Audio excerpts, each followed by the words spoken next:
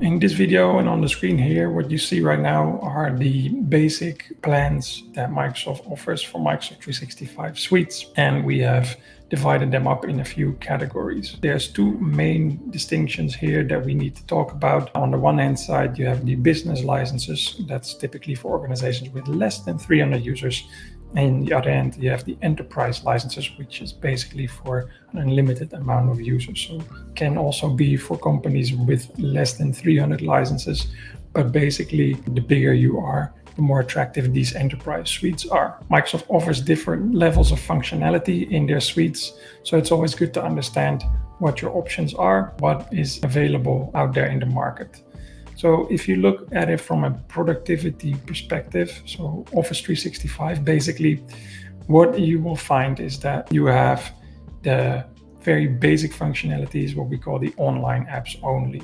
So you get the option to use Exchange Online, for instance, SharePoint Online, and then don't have an on-premise or on your device installation for Office Pro Plus, but you're using it as an online functionality. So you're using it from the browser perspective. For business users, that would translate into a Microsoft 365 Business Basic license.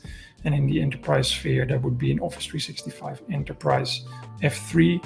Sorry, it says F1, but it's F3, or an Office 365 E1 license.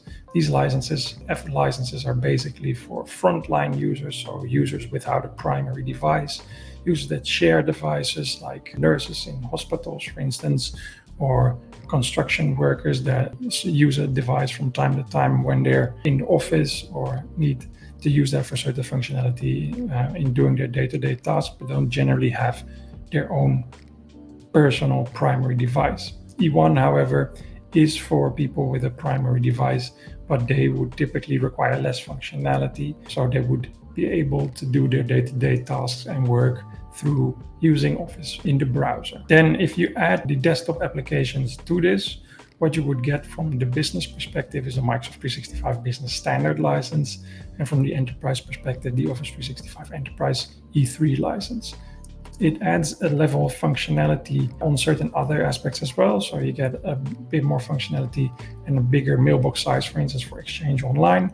But on top of that, it would give you an installation on your device for the Office applications. So that means you would be able to use native Word, Excel, and PowerPoint, etc. Now, on top of that, you have the extra layer of advanced compliance and cloud phone system and security functionality that you would get from getting even a layer higher. So on the business front, there's no really a suite for that yet. It would be a Microsoft Business Premium license, potentially, but it would require some additional add-ons.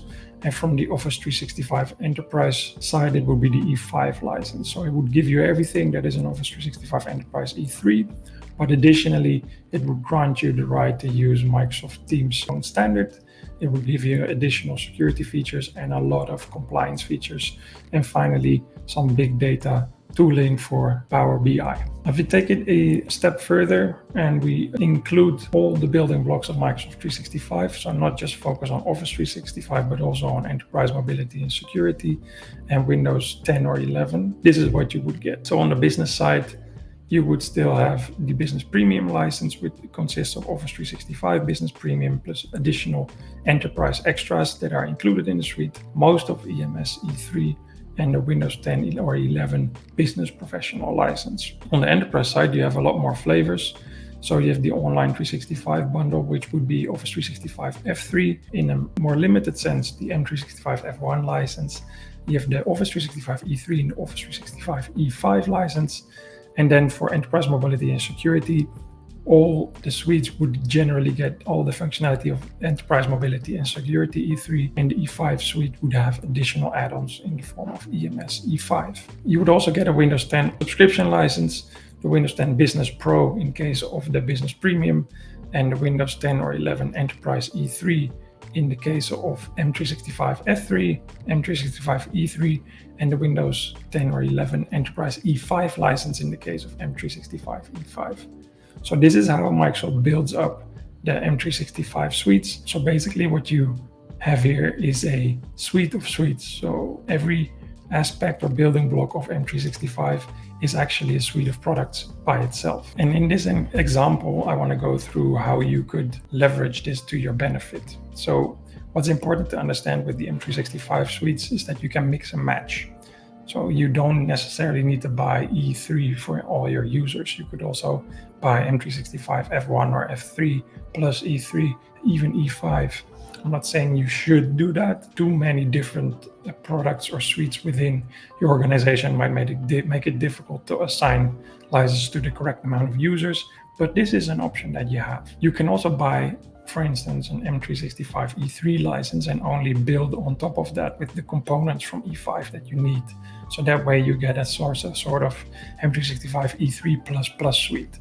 So that would mean that you could buy M365 E3, for instance, then add Defender for Office 365 Plan 1, add a Teams Phone standard license for the users that need that voice capability, etc., etc. Some suites like F1 or F3 will have certain limitations in functionality. Like I said before in a different video, you would get an Exchange Online license, but it's the kiosk license. So the kiosk license would mean that it's a very small mailbox.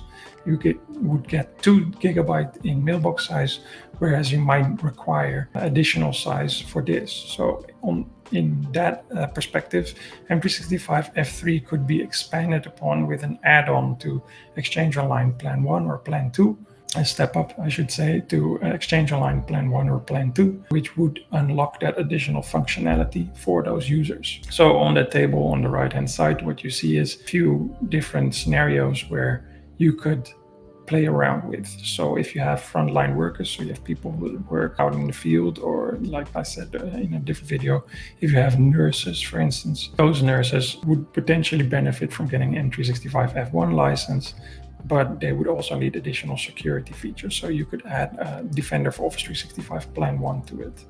All your Office or knowledge workers would typically then be assigned an M365 E3 license because they would require to have native Office Pro Plus on their device, but also need that security features. So you would add the Defender for Office 365 Plan 1 license as well. And for very high sensitive data workers, global admin users, your C-level suite, and they would require all the functionality that a Microsoft has to offer to create a secure and productive workplace. So you would assign an M365 E5 license to them.